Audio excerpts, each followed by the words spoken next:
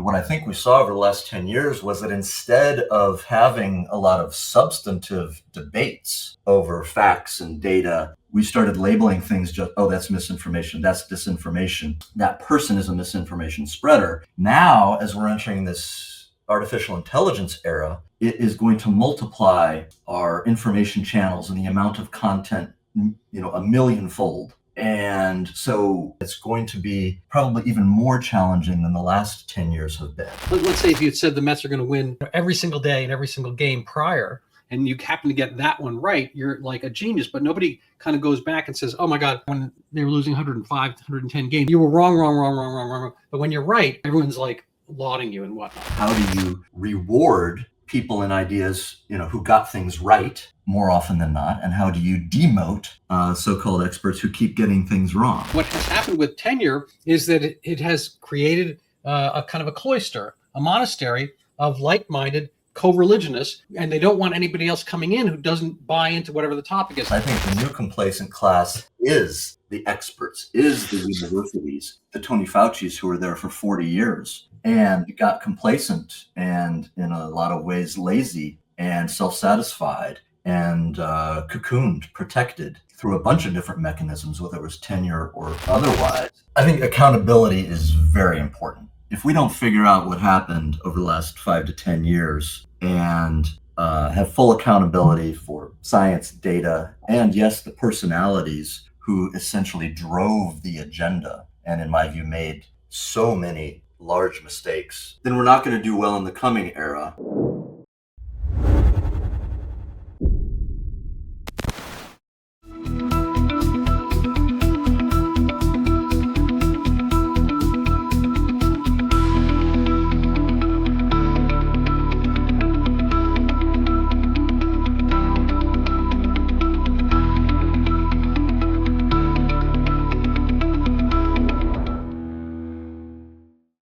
I'm Dr. Randy Bock, and I'm honored today to have with us Bret Swanson, and he's an analyst, writer. He's been associated with the wonderful and brilliant George Gilder.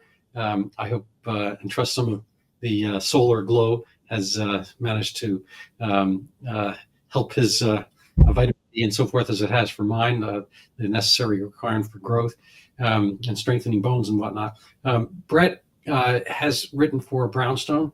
.org, as have I, and we coalesced or met through that, amongst other things. He's out in the world of discussion. He's written for the Wall Street Journal. He has a Substack we'll get to in a little bit, as well as a presence on X and probably a few other places, including in Indiana physically, where he exists right now. I can kind of reach out and touch him through the miracle of the exaflood word I just came across in the last couple of days. I don't know if whose coinage it came up to, but he wrote in the Wall Street Journal about the coming exaflood. Maybe we can talk about our current antediluvian times in regards to exafloods. Just throw out a few extra words there. I also, speaking of words, you put in pengendrum in your Substack, which I've seen the word, and I looked up the etymology today. And turns out it emanates just from a nonsense verse by somebody in the 17th century in England. I thought it was Indian, like dungarees and bungalow, but not the case. So maybe we're going to have time to talk about etymology and funny words and whatnot. But fortunately, Bret Swanson is easy to pronounce and simple words for all of us. And Bret, tell us a little bit about yourself, fill in the gaps. And, Ross Perot's vice president said, "Who am I and why am I here?" I don't know if you remember that. I'm probably too young. So who am I and why am I here? Bret? Yeah, the Admiral, right? Yes. Very good pickup. Yeah, so, well, first of all, Dr. Bock, thank you so much for having me. I followed you over the last couple of years, so it's great to finally meet you. So I'm an analyst of technology and the economy. I work with institutional investors, tech companies, and then also do a lot of public policy research as tech and impacts public policy. Live in Indiana. I was also a trustee and chairman of the Indiana Public Retirement System, which is the state's $50 billion pension fund for about 15 years. My wife and I have 4 kids who we raised here in Zionsville, Indiana. And so like you, I am just, a voracious consumer and analyst of technology and science and the economy and everything going on around us. And so I love to learn, and I've learned from you, and hopefully we can learn a little bit more today. Yeah, no, it's definitely a vice versa mutual admiration society, but we're going to expand that a little bit beyond just us. There's a song, Just the Two of Us, but so we're going to see if we can multiply a little bit. You bring up some interesting topics in your latest Substack. You'll remember the name better than I, and I'll put it up so people can see it and find and maybe follow along a little bit. But I suppose the central question is information. There's a song, "War." What is it good for? Absolutely nothing. Say it again. But information. There's an information war out there. Alex Jones came up with the term "infowars," and he's had his ups and downs, but he's not necessarily wrong about that. That there's war by other means. We've seen this. Partly you touch on kind of the disagreements between Dave Smith and Douglas Murray, but I think that's really just kind of a microcosm of what's out there in general. And since we have both written for Brownstone.org, which emanated from, I think, the COVID resistance, fair to say, and the true libertarian in Jeffrey Tucker, who was into liberty. There's a lot of battle out there amongst people with the same affiliation. Say, I think Tyler Cowen probably. I don't know him well enough to classify what he classifies himself as, but amongst libertarians there was clearly a difference of opinion about how much liberty matters, what matters, and how do we kind of get to the answer at things. It's a difficult thing even now with a lot of the supposed facts out there that they get kind of manipulated, distorted, and shaded one way or another. So what's the current situation? Figuring out information versus misinformation within the panorama and panoply and panjandrum of information and the wars thereof. I mean, how do you go about it? How does Bret Swanson do it? Right. Well, this is, I think, a central question today, and maybe it probably has been for thousands of years, about how do we know? So epistemology, right? But in this era of information overload, which is about to multiply and amplify with artificial intelligence, you mentioned George. He and I, 25 years ago, started writing about the exaflood, which was our term for this coming onrush of unimaginable amounts of content, text, audio, video, blogs, what would become social media, everybody in the world almost, billions of smartphones, so that we were all connected, every waking minute of the day. And this has had tremendous upsides in terms of knowledge, our ability to find, to learn, to create immense wealth. And so it's, been a huge gift to the world. At the same time, I think we saw over the last 10 years especially that that social media created this sort of psychedelic hyper information environment that some of us, handled poorly, some of us handled well, but created lots of confusion, put it that way. So for all its many benefits, it also created lots of confusion. And we saw the rise of these terms, misinformation, disinformation.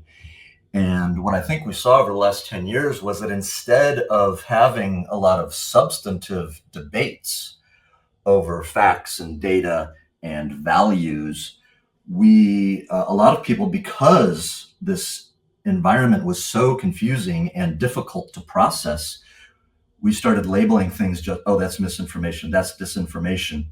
That person is a misinformation spreader.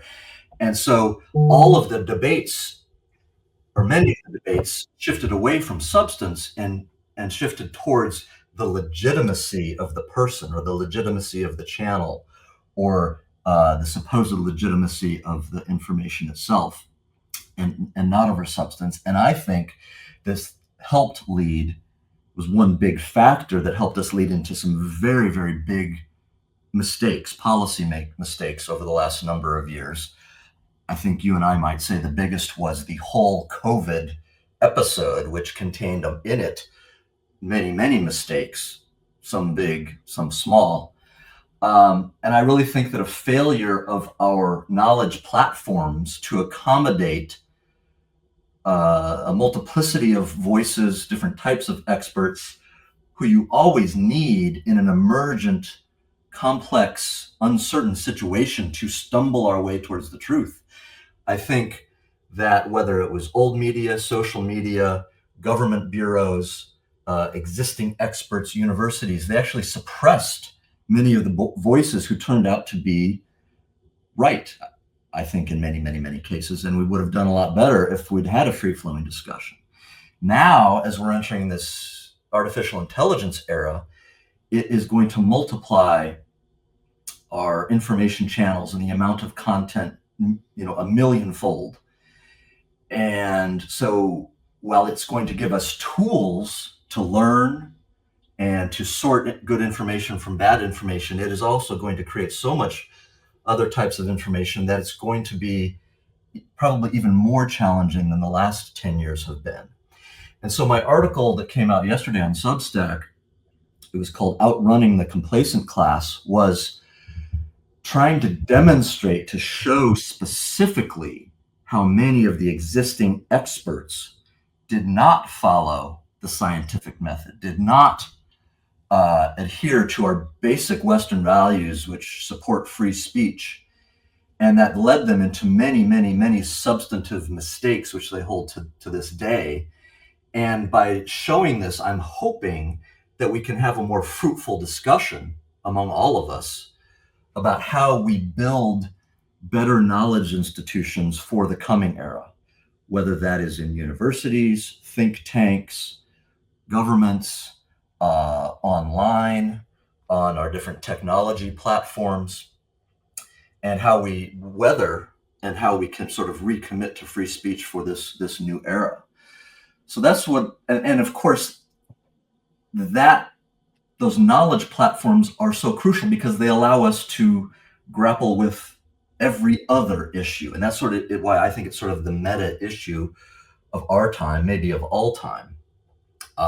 Is if we have better knowledge platforms, we will, I think, tend to do better on all of the complex discussions and debates that are surely coming our way. Yeah. I read through your article, and you mentioned, I think it's the NBA, one of the sports analogies. And I apologize, but I'm kind of an analogy guy. And I like that one. I think it's, you begin kind of talking about kind of climate stuff and the science thereof. I mean, I think the climate discussion is really not a science. It's really predictive data analytics based on different models and whatnot. But the funny thing is that, there's an old expression, you can't tell the players without a scorecard. You can't tell the analysts without a record. And too far and too long, people are able to say stuff without being judged for their errors. And there's, there's survivor bias, there's success bias, so that if you make 1,000 predictions and one of them happens to be that, say the Mets are going to win in 1969, go from last place to first place, and you're a genius. But you said, let's say if you had said the Mets are going to win, every single day and every single game prior, and you happen to get that one right, you're like a genius. But nobody kind of goes back and says, oh my God, all through 1964 and 5, when they were losing 105, 110 games, they were they were going to win. So you were wrong. But when you're right, everyone's like lauding you and whatnot. So it's a difficult system where what passes for science is essentially kind of a guild aspect. I think this is not really brought up enough. Maybe COVID exposed this somewhat, that you can be right, but you might be right in the context of the people who think that you are right. And then, of course, what is right, and how do these things play out absolutely over time? So when I like some sports, and so the internet and whatever knows I like some things, so it keeps popping some images in front of me of articles I might like, and a lot of them are like, oh my God, Jason Tatum just got a Jason Tatum Jokic trade. It's like I'm like, look at what, because these days you never know with Luka and whatnot. I mean, and it's like this proposed trade would change the league. Like, dude, so it's a lot. A lot of this stuff is kind of clickbaity, and to get into your mental knowledge and whatnot. But there has to be kind of an according, a recording of who was right and whatnot. And there's no scorecard for that per se. I think these kind of information bases that we're talking about, AI and whatnot. It's a double-edged sword. There are a lot of ways it's much better because the information is out there, and you can pull up the hypocrisies people have, and you can pull up their prior statements. Like, boom, Nancy Pelosi or Bernie Sanders, like, they hate tariffs today, but they came out 4 times. I'm not saying whether tariffs are good or bad, but they like 2 minutes ago they said exactly the opposite, and so that doesn't necessarily come up well enough in science per se, because people have their papers and they things put things out. It's hard to disprove a lot of the stuff they have there. So here's my roundabout method to getting a question. What's the way of applying a scorecard to knowledge? I mean, I think there's these various LLMs that are doing some of it, but how much of that is iterative and kind of, again, survivor success bias amongst the articles that people have clicked? So people like it because people like it, and people continue to like it because they did like it. Yeah, great question. So, in some fields and some areas of the economy, and this is why I think the, sort of capitalist market system works better in the economy, is because it actually does keep score, right? It, through the magical interaction of consumers and producers, and, what producers can make for what price and what consumers like, and whether they produce profits over time. That is a built-in scorecard about who's producing value, who's right and wrong, right? So we'd love to have systems like that for other fields like science and like public policy. And in public policy, you get a very, very, very rough measure of that by voting in elections every 4 years or 6 years or whatever. It's highly, highly imperfect, but that is something like a scorecard, right? Whether people are happy or dissatisfied. But how in scientific realms do we keep better track of these things? And I think, over time, through universities, and then more recently sort of through the peer review system, they thought that they had these good mechanisms by which the best analysis, what is true, sort of bubbles to the top. You allow new ideas to be presented, you allow them to be challenged, you allow other experts to gauge your work. And especially in the physical sciences, you could do experiments where you could get pretty close to certainty on some questions through experimentation and replication. And so that's a good way to do something in the physical sciences. In the world we have now of sort of this mix of public policy and kind of scientific or quasi-scientific or economic questions, there's so many different variables, there's so much complexity, and there are so many different opinions from both established experts, independent experts, and then millions of people online, some of whom are not worth much, and others of whom turn out to be, geniuses and correct. And so, how do you wade through this environment and promote the truth to bubble up to the top? How do you reward people and ideas, who got things right more often than not, and how do you demote so-called experts who keep getting things wrong? And so right now we've got this sort of informal just jumble of all kinds of people, tweeting and blogging and podcasting and video casting and writing scientific journal articles and writing op-eds and all these things. And all those things are fantastic. And I think we need more and more and more of that. but what are the filtering mechanisms so that the truth rises to the top, so that the people who are incisive, correct, honest tend to get promoted, and others not so. And I think over the last 10 years, actually, climate's a good example. I think stretching back 35 years, this was sort of the precursor to the information suppression of COVID, right? So for the last 35 years, when the sort of climate debate began, they were very prescient in that they really captured the key information institutions. So the geological and atmospheric scientific journals, the physics journals, and they made sure that certain voices like Richard Lindzen of MIT or Will Happer of Princeton and a bunch of other, amazingly smart, accomplished, credentialed people who had different views were shut out for literally decades. And this was before the internet was so powerful. And so they did it through, banishing them through legacy media and the scientific journals and so forth.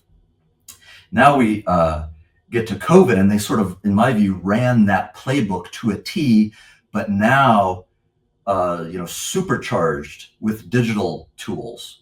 So de-boosting people on social media, de-boosting people on search ranks, preventing them from,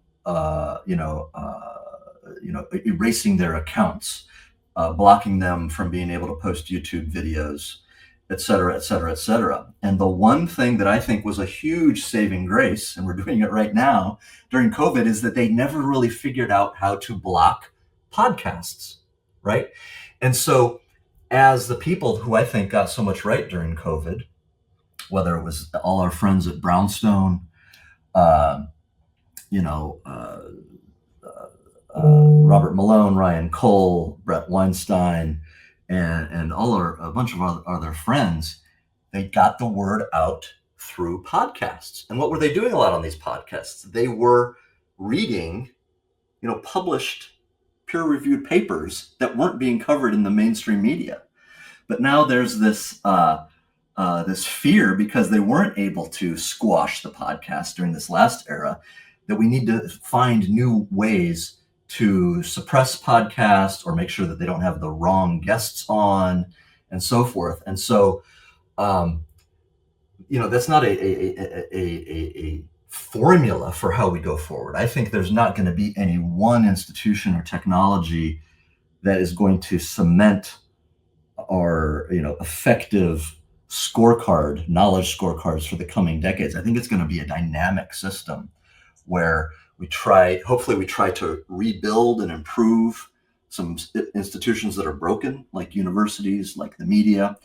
Mm-hmm. Hopefully we will build brand new institutions, whether it is new think tanks, new universities, new podcast networks, little things like community notes on X, right? Yeah. Where it's a very imperfect effort to hold people to account. So I think there's going to be all kinds of this stuff, and I think we need all kinds of it. And so the big question that I wrote in my article yesterday, in my view, is it's not that we don't need accountability or standards or rigor or institutions where we have the equivalent of professors or other experts.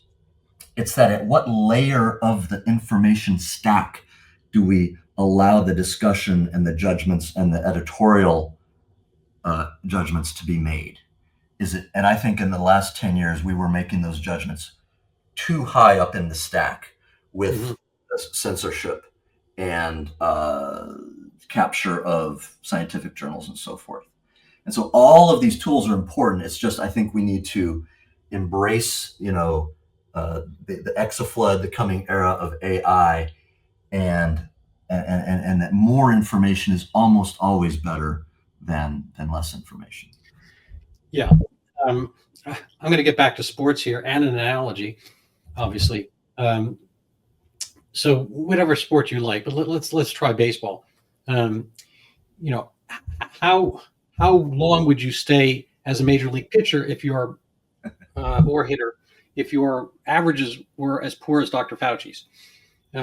would it be 80 years? Would you be still, be pitching or hitting in the, LB if you had been wrong about HIV? You were wrong about, all these iterations of the flus that were going to knock us over, swine flu and whatnot, avian flus after, then monkeypox, Zika, and whatnot. And then you're into COVID and so forth. And there's a lot of ethical issues along the way. Now, I'm not saying he wasn't a good administrator or snake oil kind of salesman to become the highest paid by far, like by 100% higher paid than anybody else in government. He managed to, anneal two organizations. He managed to duplicate the biodefense aspect of the DoD and put it into HHS and through this thing called ASPR. And I wrote on that topics, a lot of acronyms there. BARDA is another one and whatnot. Anyway, would he still be pitching? In baseball, you lose something off your fastball, unless you learn a knuckleball or something like that, you're going to wind up being marginalized and then you're out, and it's sometimes very unceremonious. Like some of your favorite players, they're there and then they're not there. Michael Jordan, kind of kicked around the league, past his expiration date because he was Michael Jordan. He had a name, he could still draw people. I get it. So maybe Dr. Fauci would have still kicked around for a little bit, but at some point you can't put the ball in the basket or over the plate or whatever your analogy is, or in the slip it past the goalie, whatever you want to say, you're done. And this is, you don't need like, blockchain to figure out Major League Baseball. You have a bunch of managers and they're looking at the players and they're seeing, literally balls and strikes, literally, outs and hits, and literally, how well you did and your record. And I grew up, with baseball cards, which were a thing on paper, and we knew all the whatever, we didn't have all the VORP and all the WAR and all these kind of advanced analytics. We just had kind of batting average, home runs and whatnot. Plus you could see the players, but the manager, there were all levels of adjudication. I don't think this happens anywhere in science. I think the universities are siloed.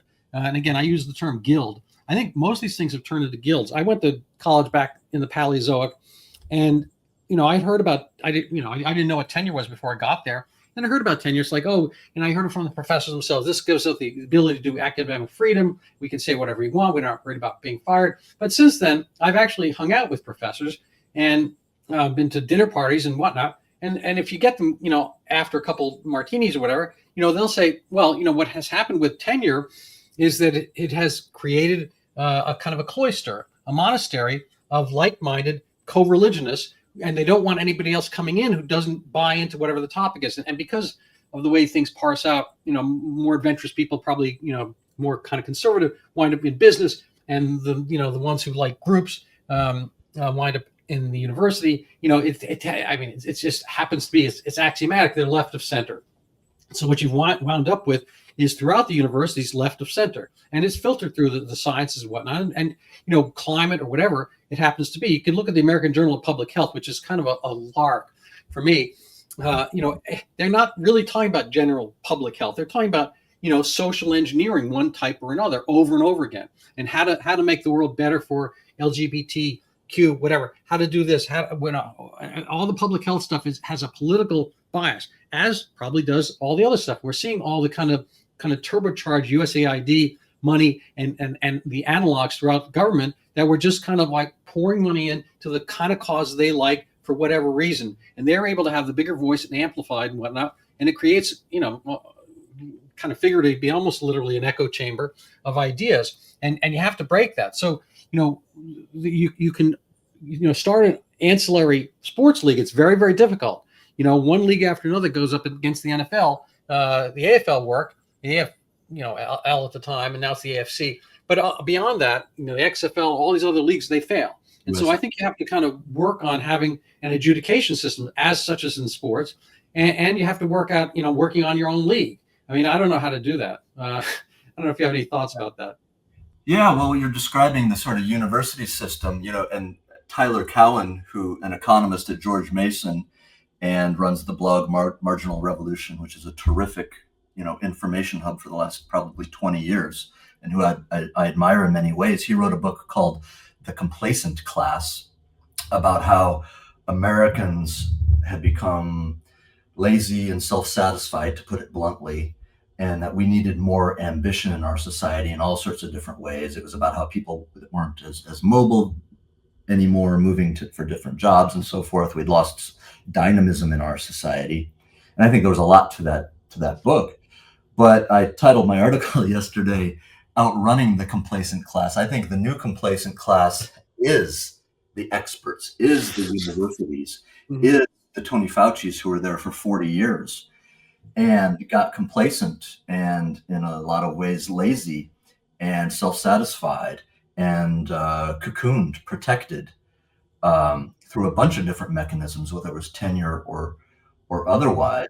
And I think, in fact, over the last number of years, lots of regular people or experts who weren't sort of on the inside outran the existing institutions and just absolutely demolished in terms of analysis, data, predictions about what would happen on a bunch of different topics, whether they were political, scientific, policy, economic, and so forth, because they were actually more hungry. They were more ambitious. They were absolutely digging through all the world's information, coming up with incisive analyses, as too many, far too many, sort of cloistered quote experts, pseudo experts, I'd say, sat back and issued pronouncements where they hadn't been graded, as you were saying, for so long, and it made them lazy and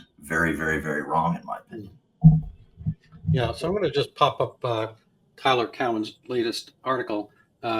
Ironically, the free press, I can't access because it's not free. But aside from that, our elites don't deserve this much hatred. Well, how much is it? My kids used to play this video game. This is probably 20 years ago. And because it was, relatively primitive. I mean, much more complicated than anything I played with, but it was a kind of an urchin, old haggard guy. And he's like, you owe me this much, because they would never say the amount, because the amount was variable based on the game. You owe me 5 coins, 10 coins, but he kept saying, you owe me this much, and he'd raise his hands. We used that a lot around the house, like how much milk should you put in the pancakes or whatever, I don't know, something like that. You put in this much. So we're not. How much, Tyler, Professor Cowan? How much should we hate the elites? He's not here to answer that question. So by proxy, you can either answer for him or debate, again, by proxy. How much should we hate the elites? And my old feeling is you don't hate the press enough. The elites, maybe, because they quote things that are just, Ronald Reagan said about the left. He says not that they're ignorant, it's just that so much of what they think they know is wrong. I have a newspaper friend. He's very well known, and we kind of intersected at Yale back a million years ago. And he hates Donald Trump, not so much philosophically, but because of the thing about the Arthur Grapposis remark about the reporter, because he's a reporter.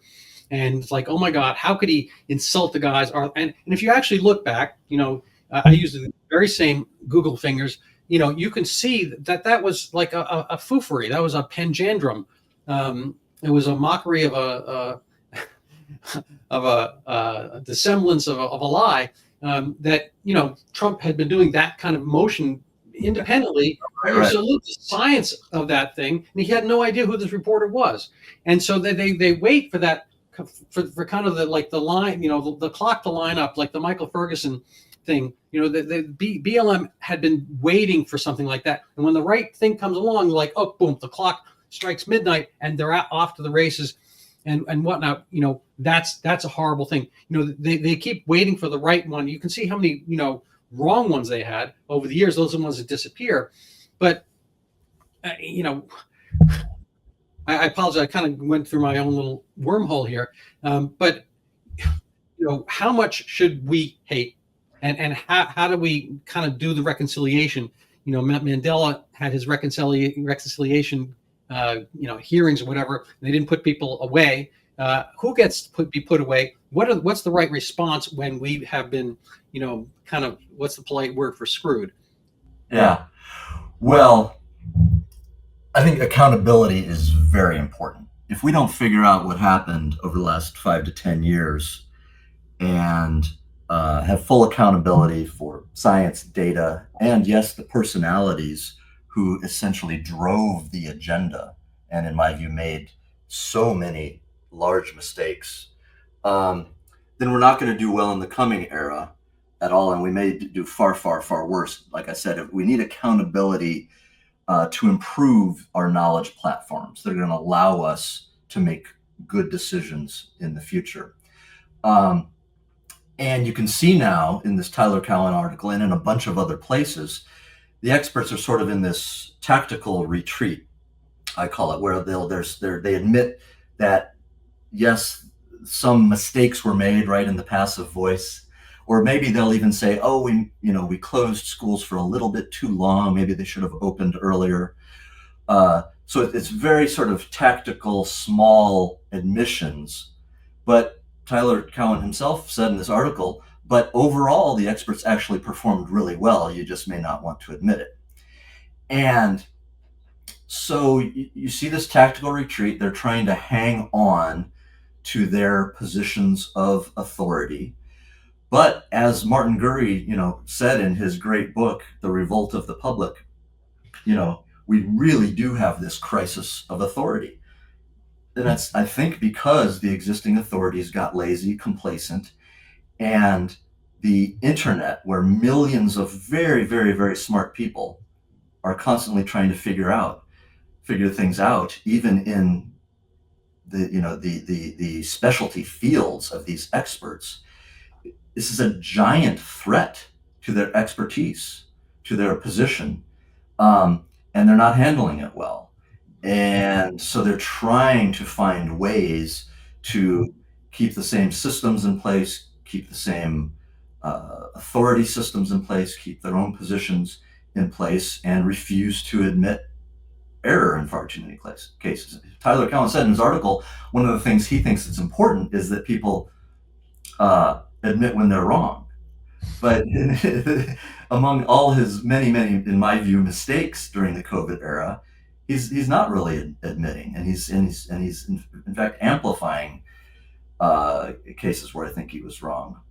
And then, in fact, I showed in my article that when he's citing among his most bold assertions, he cites to a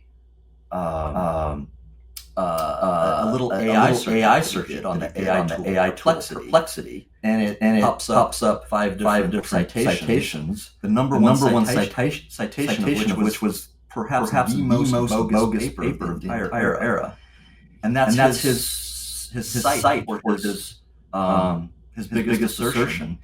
And so this is another, in my view, example of complacency. And it's why we need to keep on fighting. It's not about demolishing certain people. It's about trying to raise up the truth and trying to raise up truth tellers as best we can and have accountability. And again, Tyler and lots of other people have made many contributions in other areas over many years. And we want to bring them back into the fold, but there's got to be good faith. There's got to be discussion. There's got to be engagement. There's got to be a willingness to grapple with these issues in a substantive way. And I think on too many of these topics, the establishment, cut out the vast majority of the world who had better ideas on this. They talked amongst themselves, and by trying to silence and to suppress information to the rest of the world, to the masses, they ended up actually blinding themselves, I think. Yeah. I think there's two kind of clandestine impulses. One is the CIA, and the other is CYA. And so I'm making a bad pun here, no surprise. But there were some, because humans are not like digital. I mean, we have digital, but we're not digital devices. We have personalities, we have interests, we have perceptions and misconceptions and whatnot. It was just a sad irony that the kind of superannuated Dr. Fauci was the focal person, and he had not been changed out with like cabinet officers with the new presidency, so he kind of existed throughout in this little kind of offshoot AID, which is not on anybody's radar most of the time. Yeah. But he had some complicity in the gain of function, obviously, and in the off-putting the outsourcing to Wuhan, which is purposeless, unless it was literally involving the CIA. And there's an interesting book by Andrew Huff on that topic. And the whole thing probably started as a way of our keeping tabs on the Chinese while they grafted our science into their own, the same way they take Chevrolet and then make the thing that looks exactly like a Chevy but Cherry, whatever car. They were templating our science, our better scientific methods and techniques and devices and whatnot, and so they could do it themselves later on. But the fact that his fingerprints, at least secondarily, but maybe primarily, were all over this, he had a certain reaction to it. I think again, humans are clever, and there was a kind of a tail stream or a slipstream, whatever, that was pointing towards the actual real virus at the time, which was in their perception Donald Trump, and this was, I think, a kind of a jujitsu move to get rid of Donald Trump, and the concept of mail-in ballots was probably engineered very early on in February 2020, and so people are clever enough to take something and subvert it and divert it, revert it, pervert it to some other aspect of their needs. And so for Fauci, and I've written a lot on Dr. Fauci, too much probably. He's never written on me. I don't know why. But this was a moment of kind of doing this kind of the magic trick of coming up with the mRNA platform, which is going to cure cancer down the road or whatever, and get it out and about. And then people will never remember the crimes; they'll remember the benefits potentially. And I don't think that's necessarily completely wrong. Like I actually, amongst a lot of the brownstone people, I'm a little more sanguine about the mRNA platform going forward, not the way it was misused and overused at the time and prematurely used without phase 2 and phase 3 studies and whatnot. But the fact that their personalities involved kind of complicates things, and people have egos. They don't like things getting stepped on. This concept of our kind of computer betters, AI, LLM, chat, whatever, these things that are out there that can kind of act as a jury it's helpful and hopeful, and potentially also something else about which we can divert, pervert, revert, subvert, and so forth, because we can until they take over. But so getting back to kind of the kind of scorecard question. Mm-hmm. And peer review. I mean, I don't know if you have thoughts on this. Is there a way of kind of, getting the scorecard, blockchaining the actual adjudication of papers so that we can decentralize and disintermediate the academy, which seems to have its own perversions in it, to get, kind of the better aspect of truth? I'm going to put a slight anecdote in because I will. But I have these I have professor friends, and they were both in my medical school, or at least one was at the time while I was there. And they had an argument at my wedding after, one of the events thereafter, about what was truth. And that he's in the kind of the history department, and they're both left of center types. And he had thought there was at base some aspect of what is true. She's like, no, truth is only like what people decide on. And anyway, they're kind of in this kind of Marxist dialectic realm. Is there some base truth, or is it all just kind of filtered through whatever happens in our personalities and whatnot? And I like to think that gravity, works pretty consistently, but Newtonian physics, has its limitations, whatnot. Anyway, so what's the system going forward by which you kind of more theoretical, technologically interested people can help with this adjudication of what is true and not? Yeah, big question. I mean, I think on the scorecard question, sort of maybe one white pill, right? An optimistic, hopeful sign is that a couple of the heroes of the COVID era, in my view at least, say Jay Bhattacharya, RFK Jr. For some of his faults, I think RFK got a lot of uh, issues right and was very courageous. They're now leading the biggest health institutions in the world, and I think are going to do a lot of great reform and try to get back to basic science, get back to truth, get back to integrity and honesty. And so that is a way that the imperfect scorecard of politics, electoral politics, over time, over too long a time, maybe sometimes actually works, right? Now we had to go through 5 years of nonsense and lots of death to get there, but maybe that still works over time. What we want to do though is shorten the time between uh, until we can find the truth, right? Have better systems, more efficient systems to find the truth. Um, and so, yeah, I think there's going to be a lot more decentralization. I think the universities have so, um, shot themselves in the foot as far as their credibility that people are ready for more decentralized uh, uh, mechanisms, whether they're online communities, whether they're new university-like uh, uh, institutions, whether they are new think tanks, new technological mechanisms where we can upvote and downvote and keep track. So sort of an actual sort of real time, blockchain scorecard. But then there are going to be arguments over that as well. It's like who runs these things, even if they are decentralized, what counts as correct, what counts as incorrect. So the debates will be never ending. The question is, can we develop these institutions and technologies and human networks by which the truth tellers tend to rise towards the top? Yeah. The truth in digital form tends to rise to the top, understanding that we will never get perfection. But I think the last era was sort of the end of the road for the old system, which collapsed. And so now I think we have this amazing opportunity where huge parts of the world understand the collapse of the old knowledge institutions and are ready, willing, and excited about building something new. And that's what it took to build these new systems. Not that I can tell you exactly what these new systems are going to look like. I'm not sure. I'm not sure the Wicked Witch of the West is dead just yet.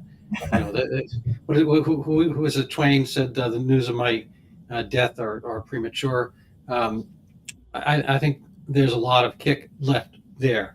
But I would, Europe has these premier leagues for soccer and whatnot, and teams move in and out of the league. So we have kind of a fixed system. We have kind of kind of a monopolistic system for baseball, and it actually has congressional, federal protections, antitrust protections, because there's one baseball league. So they're able to adjudicate issues, and they have their own kind of judge and jury. We need relegation. We need relegation, like in exactly soccer. Right. So for universities and whatnot, or it depends how you want to cut the cake. Everyone cuts cake this way, but you can maybe cut it different ways or at angles, the layers and whatnot. But I think I would like to see professors and whatnot be on baseball teams, or have their own baseball cards, and have their predictions, the relevance, where the funding came from, whatnot. It's a difficult cake to cut, but I think there are ways of doing it. I think we have driver's licenses, and how many accidents you go in, and it's difficult to get insurance if you had 15 accidents, if at all, and there's crimes and whatnot. I think things have to kind of I don't want to imprison professors for having wrong theories, but I think there has to be some kind of up down based on how biased they were, where things sit, how much use they were, how reproducible the results were. John Ioannidis at Stanford, former Bhattacharya colleague, he's still there. Bhattacharya's not, but points out that the basically results are not that reproducible. Why do we bother? I only worry, having better people, heads of these groups, HHS and NIH and whatever other acronyms. That's fine. But I think there's a systemic problem because we haven't changed, we haven't reshuffled the leagues, we haven't done relegation, and whether universities are the proper sources, given their kind of mental pollution or degradation, whether the proper sources to meet, giving money out at all, or whether the government should be doing it in the first place, because we have the wand, the baton right now, but somebody else is going to have it at somewhat later date, and it's just going to revert. I would like to see the system, where, I don't know where the baseball teams ultimately get their money from the fans, right? But in a direct way. A lot of fans that don't care about baseball, I mean, sometimes the cities will make a stadium, right? And so there's a bond issue and everybody pays for the Twins, even if they don't care about the Twins or the Lions or whatever, and so forth. But on a direct day-to-day basis, it's for the most part the players and people who care about these sports keep them alive. So some sports will die and diminish. Baseball had declining ratings, and they changed things. They put a man on second base in the 10th inning, pitch clocks, whatever. It's still baseball ish and whatnot, or it might just disappear. I mean, sports come and go. But I just don't think we have the adequate level of competition, both for ideas and money and funding, and or the adequate pathway for it. I'm not opposed to pharmaceutical companies paying for research, as long as it's direct and noted and whatnot. Maybe there should be some other groups of fans come along and direct their own research. But having the federal government being this kind of behemoth that can decide things and make rivers move one way or another, I don't think that's helpful, even if it's our team deciding it currently. Yeah, that's right. There were so many things to say there. One, I would say, Jay Bhattacharya has said he's going to focus much more on replication, which is, in a sense, a form of competition, right? Instead of saying, well, if I can just get my paper peer-reviewed and then it's pretends to be absolute truth, that tends to be within the sort of old cartel system, right? If you can capture the peer review system or the journal or whatever. But if you're depending more on replication, that means that your work is actually going to have to hold up when other independent competitors try to replicate it as well. So I think that's one good sign if he can get that ball rolling. But I think we need competition in a bunch of other ways. So, I would say, an example, during COVID, just about every single think tank, especially all those that are centered in Washington, D.C., whether they were left center, right of center, far left, far right, libertarian, etc., almost all got all the issues wrong in the exact same way. Somehow, even though they can disagree on other issues like taxes or foreign policy, somehow they all united on this thing, and something went very wrong. And so our friend, Jeffrey Tucker, started a competitive think tank, Brownstone, which I think was a tremendous outlet to get independent voices heard. But of course, it's a startup, right? And so it takes a while to build up. And so I think what we need, I'd love to see billionaires, whether it's Elon Musk or whoever, fund new independent think tanks that are truly dedicated to finding the truth. And this is what, think tanks starting nearly 100 years ago now were. They were alternatives to the university system, who they even thought back then 100 years ago were too stuck in their ways, maybe too far on the left. And it's even worse now. This is why many of the think tanks organizations popped up, was to provide alternative outlets for thinkers, scholars, different kinds of experts who weren't in the university system. So now we need the next iteration of think tanks. Call them whatever you want. They may not look like the old think tanks, but we need support for independent analysts who are really trying to find the truth with good faith, and who will interact with the rest of the world. And it should improve the whole system. It should improve the existing universities, the existing think tanks. If I can just put in a plug for my friend Mitch Daniels, who was the governor of Indiana and then became the president of Purdue University. I think he really started a major reform movement there more than a dozen years ago now. they now have the same tuition that they did when he got there more than a dozen years ago. It's not gone up 1 cent.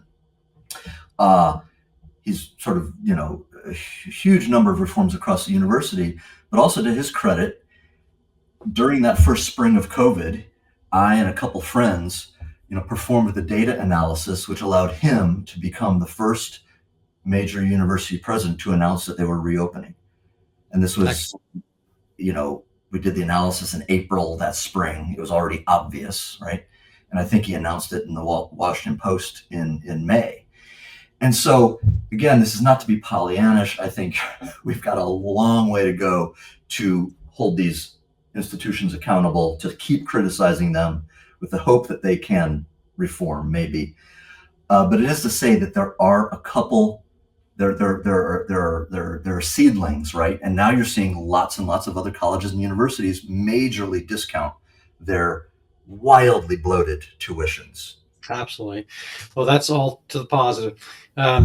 People, they can get information from you for free. I'm going to put up your page on X. Right before I do that, I just want to show an article I wrote a couple of years ago. I actually did not get it into Brownstone. I tried, but it's Chat CCP.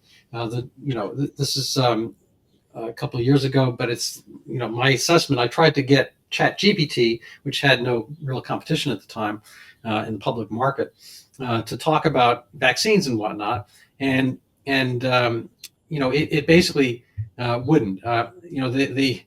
The example I used is kind of oranges, which actually are green. They have a kind of a polyethylene, whatever it is, ethylene spray that turns them orange all of a sudden. So we have the familiar color orange, and that's kind of the outer layer of the kind of an applique. And I think that OpenAI had this and still does aspect where they're changing the results